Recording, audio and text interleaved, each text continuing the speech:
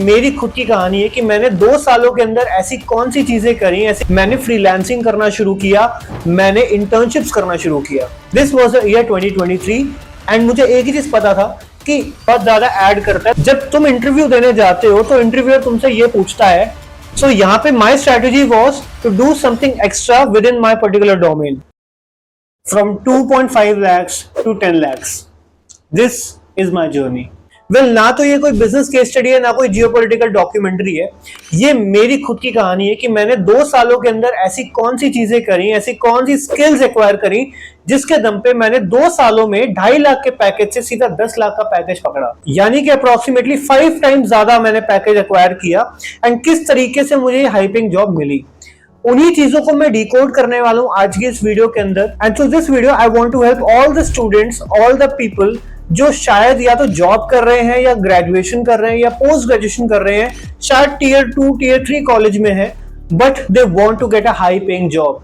तो मैं इसमें रियलिस्टिक तरीके बताने वाला हूं, इसमें मैं वो सारी चीजें बताने वाला हूं जो मैंने की हैं अपनी एजुकेशन के अंदर, अपने फ्री टाइम के अंदर, जिसने मुझे ये हाई पेइंग जॉब दिलाने में हेल्प करी है। So without wasting any time, let's get started with today's video. So well, before discussing all the strategies and all the skills about this particular topic, let me suggest you that if you are a student of business or you are someone जो अपने आप को upscale करना चाहता है, career में आगे बढ़ना चाहता है एंड बिजनेस के स्टडीज के बारे में भी नॉलेज लेना चाहता है, you can subscribe to this channel because every week मैं और मेरी टीम मिलकर आपके लिए कंटेंट बनाते हैं जो आपकी लाइफ में वैल्यू ऐड कर सकता है और आपको आपकी लाइफ में एक लेवल अप लेकर के जा सकता है। Well, let's start the video now. So अगर बात करें कि कौन सी स्किल्स मैंने एक्वायर करी, कौन सी स्ट्रैटेजीज मैंने एक्वायर करी, सबसे पहले मैं तुम्हें अपनी कहानी बताता हूं कि मैंने एग्जैक्टली करा क्या। 2018 में मैंने अपनी ग्रेजुएशन शुरू करी एंड 2021 में मैंने अपनी ग्रेजुएशन कंप्लीट करी with a degree in hospitality management और you can say hotel management. But again I was a very confuse kid, मुझे होटल्स में भी जॉब नहीं करनी थी, तो मैंने शायद 1 हफ्ता मुश्किल से जॉब करी और फिर वो जॉब भी क्विट कर दी। That job was paying me only 15,000 bucks। ठीक है, ये बात है 2021 की। अब 2021 के अंदर जब मैं ग्रेजुएट हुआ, there were no jobs available because recession चल रहा था उस टाइम पे due to Covid. I had ample of time to upskill myself and that was the time मैंने फ्रीलांसिंग करना शुरू किया, मैंने इंटर्नशिप्स करना शुरू किया। अब ये मैंने कौन सी फील्ड्स में करी? इंटर्नशिप्स मैंने करी मार्केटिंग के अंदर, सेल्स के अंदर, फनल क्रिएशन के अंदर, ठीक है, इंस्टाग्राम मार्केटिंग के अंदर, इन सभी फील्ड्स के अराउंड मैंने इंटर्नशिप्स करी। मैं लास्ट में ये भी बताऊंगा कि तुम्हें इंटर्नशिप्स कैसे फाइंड आउट करनी है, but I found myself some internships. उससे फायदा ये हुआ कि मुझे ऑनलाइन मार्केटिंग के बारे में काफी अच्छी नॉलेज हो गई थी। बट अभी भी एक चीज की दिक्कत थी कि मेरी अभी फर्स्ट जॉब शुरू भी नहीं हुई थी। आई वॉज ग्रेजुएटेड, 1 साल ऑलमोस्ट कंप्लीट हो चुका था, बट मैंने एक भी जॉब नहीं करी। Later on in January 2022, I got my first job as a salesperson in American Express as a telecaller. अब आप ये बोल सकते हो कि हाँ यार, टेलीकॉलर वही जो बीपीओ में काम करते हैं, एग्जैक्टली वही जॉब थी। I was getting paid 21,000 in hand. उसको मैंने 1.5 ईयर कंटिन्यू किया and in that particular point of time I realised कि अगर मुझे जॉब में ही आगे बढ़ना है या अगर मुझे कॉर्पोरेट सेक्टर में आगे बढ़ना है, मुझे अच्छा पैकेज क्रैक करना है, तो 2 ही चीजों के थ्रू मैं ये कर सकता हूँ। फर्स्ट इज कि मैं अपनी एजुकेशन बढ़ाऊं एंड सेकंड इज अपनी मैं skills बढ़ाऊं, ability बढ़ाऊं। So in 2022 I appeared for CAT examination। बहुत मेहनत करी, जॉब के साथ ही पढ़ाई कर रहा था, but unfortunately I didn't got what I wanted। मेरी परसेंटाइल सिर्फ 43 थी CAT एग्जाम में, तो ऑफ कोर्स 43 परसेंटाइल में तो तुम्हें कोई बहुत अच्छा कॉलेज मिलता नहीं है, so it got wasted। But मैंने कहा चलो ठीक है, CAT सबके बस की बात तो होती नहीं है, शायद मेरे से भी नहीं निकला। So somebody in my relative suggested me कि आप टियर 2 कॉलेज से एमबीए कर लो, कोई प्रॉब्लम नहीं है। अब मैंने सोचा कि टियर 2 कॉलेज से अगर मैं एमबीए करता हूं तो 2 पॉसिबिलिटीज है, या तो मुझे अच्छा पैकेज मिलेगा या फिर नहीं मिलेगा, और ना मिलने के चांसेस ज्यादा है, लेकिन मिलने के चांसेस कम है बट है। मैंने सोचा let's give it a try. So जैसे ही मैंने वहां पे एडमिशन लिया, मैंने अपनी जॉब को क्विट किया जो मेरी चल रही थी and then I started studying MBA. मैंने अपनी पोस्ट ग्रेजुएशन शुरू करी। दिस वाज द ईयर 2023 एंड मुझे एक ही चीज पता था कि from this opportunity either I will get a good package or else I will waste my money। मुझे ये 2 ही चीजें पता थी। From the very first day of my MBA course I decided कि मुझे क्या क्या करना है, मुझे क्या क्या प्रिपेयर करना है, जो कि आज इस वीडियो में हम डिस्कस करने वाले हैं। राइट, मैंने तुम्हें स्टोरी इसलिए बताई ताकि आप मेरे बैकग्राउंड के बारे में जान पाओ। अब बात करते हैं वो सारी स्ट्रैटेजीज, वो सारी स्किल्स जो मैंने एमबीए के दौरान करी, जिसकी वजह से मेरा हाईएस्ट पैकेज क्रैक हुआ। सबसे पहली चीज जो मैंने फोकस करी, मैंने सिर्फ मार्क्स पे फोकस नहीं किया। From the very first semester of my MBA course, I started finding internships. मैंने internships ढूंढना शुरू किया, मैंने courses ढूंढना शुरू किया, and I knew very clearly कि सिर्फ marks आपको अच्छी job नहीं दिलाते, क्योंकि it's a well known fact कि कोई भी एक fresher को नौकरी नहीं देना चाहता। And अगर आपको एक अच्छा पैकेज चाहिए तो आपके पास वो relevant skill भी होनी चाहिए। इसको इस वे से समझो कि why should companies pay you a hefty amount? The company will only pay you hefty amount only and only if you will be having the capability to get them that kind of return. And वो आप कैसे लेकर के आ पाओगे? Through your skills and expertise and experience. तो मुझे समझ में आ गया कि मुझे इन 2 सालों के अंदर सिर्फ पढ़ाई नहीं करनी है, सिर्फ एग्जाम्स नहीं लिखने हैं, मुझे इन 2 सालों के अंदर अपने आप को एक्सपीरियंस वाइज रिच बनाना है, स्किल्स वाइज रिच बनाना है।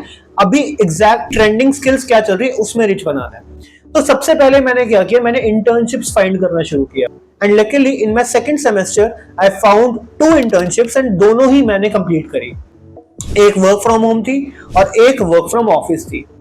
अब क्योंकि I was interested in marketing domain, मैं पहले भी मार्केटिंग एंड सेल्स कर चुका था, तो मुझे पता था कि दिस इज समथिंग जो मेरी फील्ड है, मुझे इसी में आगे बढ़ना है।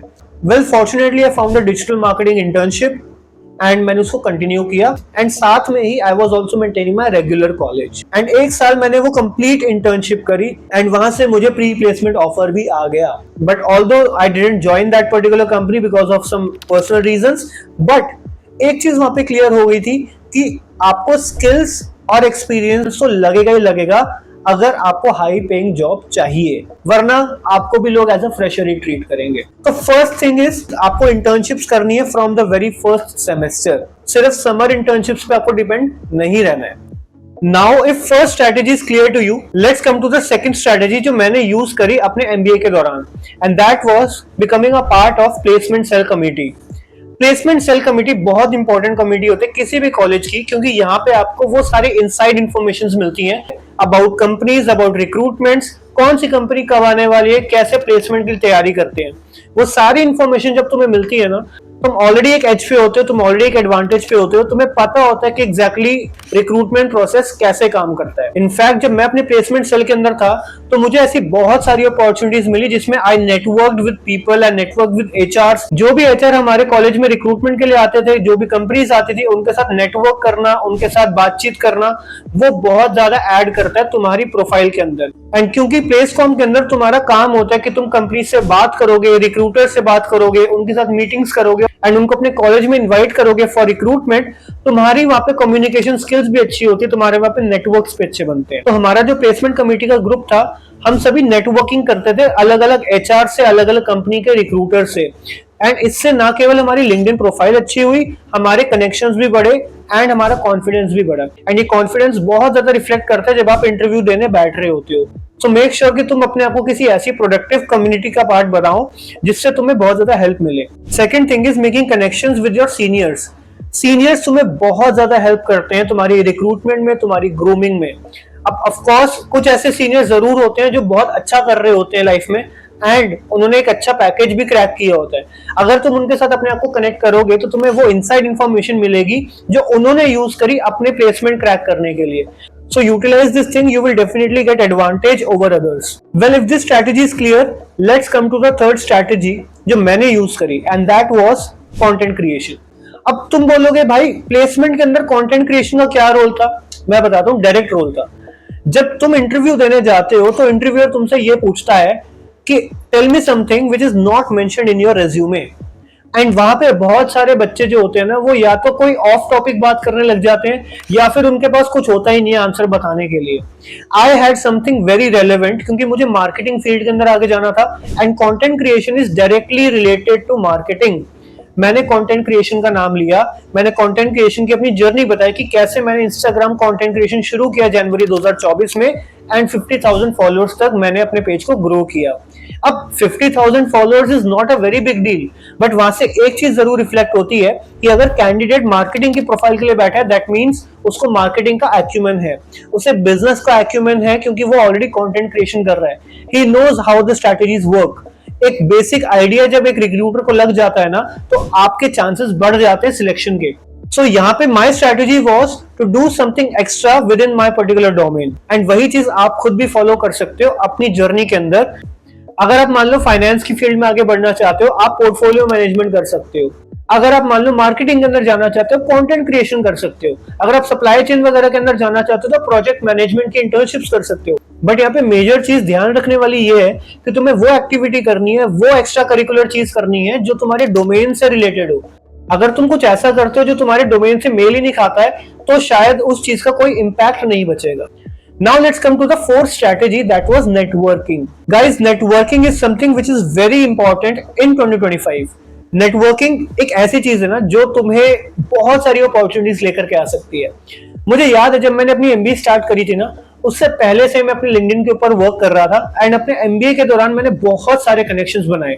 ऑफलाइन कनेक्शंस भी बनाए, जब मैं इवेंट्स में जाता था, इंटर्नशिप्स पे जाता था, कंटेंट क्रिएशन करता था, वहां से भी कुछ नेटवर्क्स बने।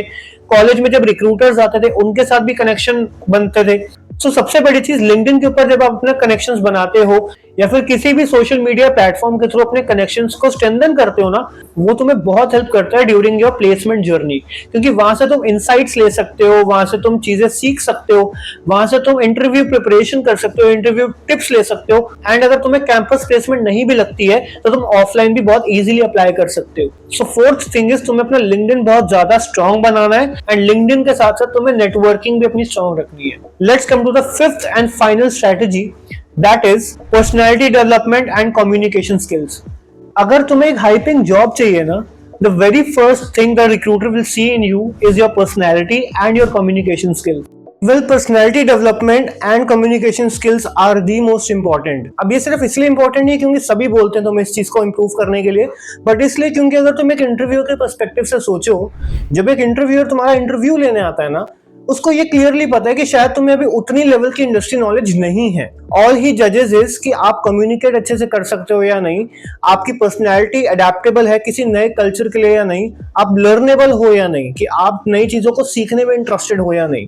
अगर आपका पर्सनैलिटी सही रहता है, कोचेबल रहता है, एंड आपकी कम्युनिकेशन इतनी अच्छी होती है कि आप अपने थॉट्स को सही तरीके से बता सकते हो, आप क्लियर भाषा में बात कर सकते हो, फ्लुएंटली बात कर सकते हो, एंड आपके बहुत ज्यादा चांसेस वहां पे बढ़ जाते हैं in getting selected for a high paying job. अब थोड़ा इसको और डिटेल में समझते हैं। आप अपनी कम्युनिकेशन स्किल्स, पर्सनैलिटी डेवलपमेंट को इंप्रूव करोगे कैसे?